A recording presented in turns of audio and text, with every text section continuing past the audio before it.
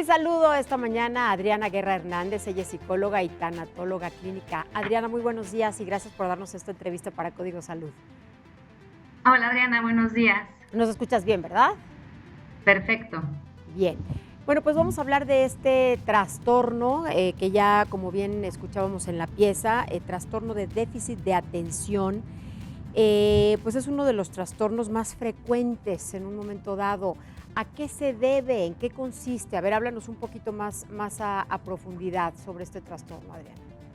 Claro, sí, actualmente escuchamos muchísimo hablar de este trastorno y incluso se ha cuestionado mucho su existencia, la validez de las pruebas que se aplican para diagnosticarlo y bueno, ha sido toda una polémica al respecto, Sí. Pero la realidad es que el trastorno como tal existe porque al final tenemos que recordar que los trastornos pues de manera clínica están descritos a partir de sintomatología y los síntomas que se ven alrededor del trastorno de déficit de atención, como vimos ahorita en la cápsula, pues son muy específicos y además, pues para poderlo diagnosticar nos apoyamos de estudios que tienen que ver con resonancias magnéticas y otro tipo de situaciones que si bien no nos dan como el diagnóstico como tal, complementan el estudio clínico de estas conductas que vamos observando en todos los ambientes, ya sea de los niños, los adolescentes o los adultos.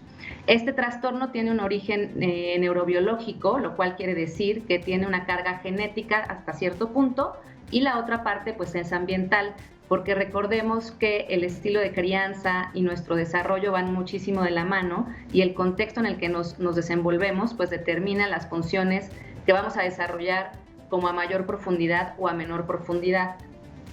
Los síntomas, Adriana, de este trastorno generalmente inician ¿a qué edad? Sí, podemos empezar a observar estas conductas a edades muy tempranas. En realidad es algo que se va dando en las diferentes etapas del desarrollo y que es más común detectar en edades escolares por las exigencias del medio. Es decir, en las edades como a partir de los 5 años en adelante, los niños están ya en un ambiente escolarizado generalmente en el que la exigencia tiene que ver con periodos de atención determinados, tareas que tienen cierta duración y ciertos objetivos, que es en donde más fácil encontramos estas características o sintomatología que nos indican a lo mejor la presencia de algún trastorno. Esto es, por ejemplo, los niños a los que les cuesta mucho trabajo mantener la atención en una sola actividad, porque también este es otro de los mitos por ahí que a veces tenemos del déficit de atención, que tiene que ver con que no pueden poner atención. Y la realidad es que su sistema de alerta está tan encendido que ponen atención casi a todos los estímulos al mismo tiempo. Entonces, más bien es difícil que la atención sea selectiva y se sostenga en una sola actividad. Entonces, ahí vamos a encontrar estas conductas que a veces tachamos como de desobediencia, de falta de interés o a veces falta de capacidad intelectual, cuando en realidad no necesariamente responde a estas situaciones. Claro. Entonces, es muy fácil detectarlo en esas edades. Adriana, mientras más pequeño es el niño, ¿más breves son sus periodos de atención? ¿Cuánto duran aproximadamente? También hay que recordar esto, ¿no? Que conforme vamos creciendo, nuestra capacidad de atención es mayor y esto se debe a nuestro desarrollo cerebral. El área frontal del cerebro, que es esta parte de aquí, es la que nos permite ir regulando nuestras tareas, es el área en la que podemos empezar a hacer planeaciones, la que nos permite observar consecuencias a largo plazo, y esta área del cerebro es prácticamente de las últimas que se acaban de desarrollar. Entonces también es muy complicado a veces exigirle a un niño o a un adolescente incluso ciertos periodos de atención y ciertos objetivos y metas que alcancen como de manera muy estricta, porque también su naturaleza todavía no está en un punto en el que ellos puedan regular de manera tan automática y autónoma estas funciones.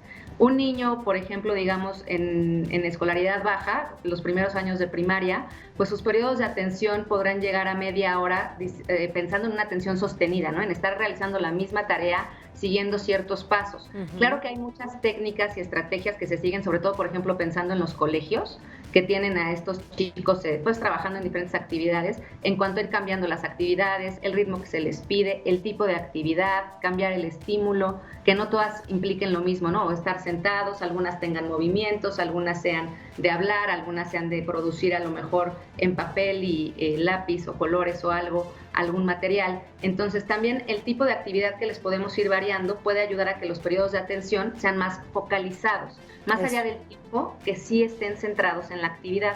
Claro. ¿Y el tratamiento indicado para el trastorno de déficit de atención, cuál sería, Adriana? ¿O hay que analizar de alguna manera individualmente cada caso?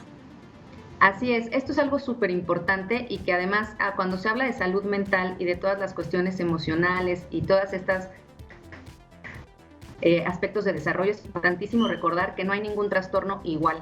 Cada caso es distinto, entonces cada tratamiento debe de ser personalizado, porque también a veces nos topamos en la parte clínica con papás que a veces llegan a la terapia y ya traen a los niños medicados o con algún tipo de intervención que ellos han decidido darle porque escucharon o porque al hijo de alguien más lo estaban tratando así, funcionó. Entonces, no porque alguien les diga que sus hijos tienen déficit de atención o incluso uno como adulto, el tratamiento va a ser el mismo.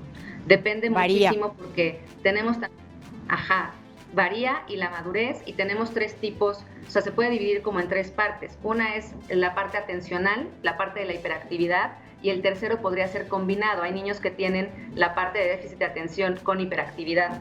Entonces, cada uno requiere un tratamiento distinto y considerando el entorno de cada persona, pues el tratamiento va a ser variado, porque si es una persona que cuenta con una estructura muy fija, con rutinas claras, con un trabajo muy de cerca, pues el tratamiento es mucho más sencillo.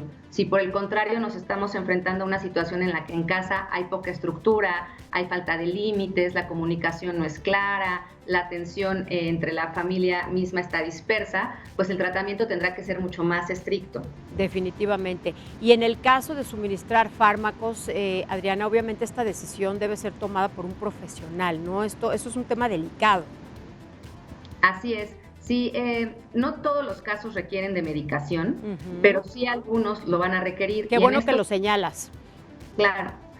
En estos casos es muy importante siempre contar con un equipo multidisciplinario que pueda evaluar todos estos aspectos de los que hemos estado platicando y entonces un neurólogo será el indicado para recetar este tipo de tratamiento, de acuerdo a las circunstancias del contexto, las características psicológicas y de conducta que presenta el niño, como su propia característica fisiológica, porque también hay medicamentos que ayudan a inhibir ciertas respuestas de los neurotransmisores y otros que ayudan a como estimular a los neurotransmisores para que la información de neurona a neurona viaje de manera más eficaz. Entonces también este tipo de tratamiento pues va a depender de lo que cada caso necesite en particular, ya sea niño, adolescente o adulto, porque recordemos que el trastorno pues puede persistir.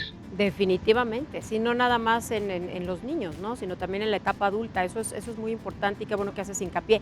Adriana, te agradezco mucho, de verdad, tu información muy clara, muy útil, por supuesto, y ya te invitaremos próximamente aquí a que vengas con nosotros al estudio, aquí en Código Salud. Muchas gracias. Gracias, Adriana, un gusto.